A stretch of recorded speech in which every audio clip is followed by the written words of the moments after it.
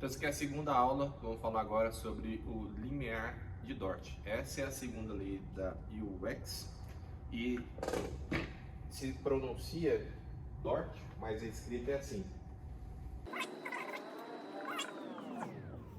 Dó, Ré, Ti. Limiar de Dort. Que parada é essa?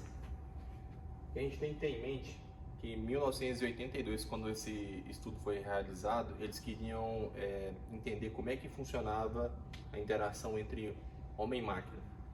E aí eles entenderam que existe uma constante lá de 400 milissegundos. Percebeu-se então que quando a interação entre homem e máquina é inferior a essa constante de 400 milissegundos, ela tende a ser melhor.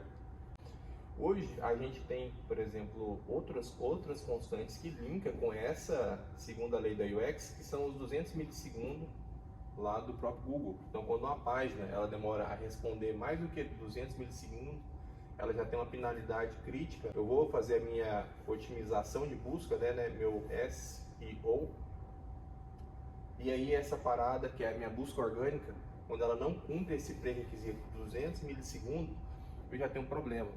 O ideal seria que a minha página respondesse aqui até 100 milissegundos para eu ter uma nota A lá no meu Google Page Speed, ou as ferramentas que fazem esse tipo de estudo.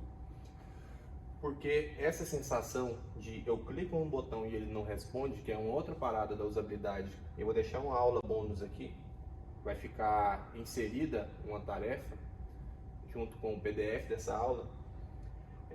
Um outro experimento que eu fiz para colocar isso aqui de uma forma mais usual. Então, lá eu vou colocar qual é a sensação que o usuário tem quando ele clica num botão e ele responde em um intervalo, em 200 milissegundos e com 400 milissegundos. E o pior caso seria quando o usuário não tem essa resposta da interface. Ele clica num botão e aquele botão, ao clicar lá na CTA, né, que é outra sigla em inglês que chama-se Call to Action.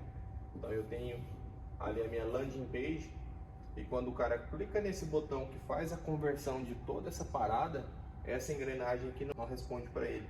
Se esse usuário tiver num computador desktop, ele às vezes pode clicar até 2 vezes, porque se esse intervalo, se o cara for um cara muito impaciente, ele não suporta esperar os 400 milissegundos.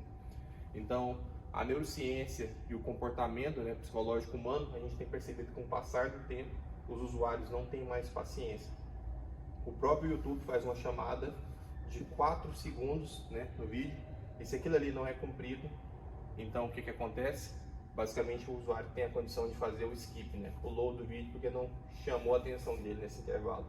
Então, essa parada limiar de Dort é uma parada muito top. Vou deixar esse bônus aí na tarefa dessa aula. Fechou? Valeu!